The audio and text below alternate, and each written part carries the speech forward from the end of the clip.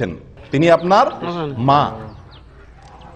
কিন্তু দেখা গেল কয়দিন পরে কোন একটা কারণে তালাক হয়ে গেল, আর বিয়ে হয়ে গেছে, মা আপনার জীবনে কোনদিন খবর নেয়নি, তারপরও তিনি আপনার মা। অন্য মহিলা আপনাকে সারা জীবন লালন পালন করুক, কখনো সে আপনার এই মায়ের পদটা পাবে। আমি কি বুঝাতে পারছি? আপনাকে যিনি জন্ম দিয়েছেন সে বাবার পদটি সারা জীবন আপনাকে স্বর্ণের থালেও যদি কেউ খাওয়ায়, সে আপনার বাবার পদটি পাবে না।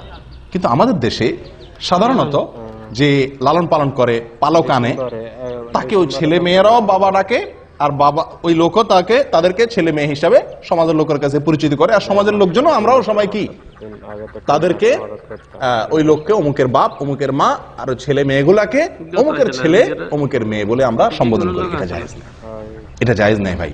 এবং এই নাজায়েজ কাজটি আমাদের সমাজে হাজার হাজার মানুষ করতেছে অবলীলায়, না জেনে। নিষেধ, সরাসরি নিষেধ। নবী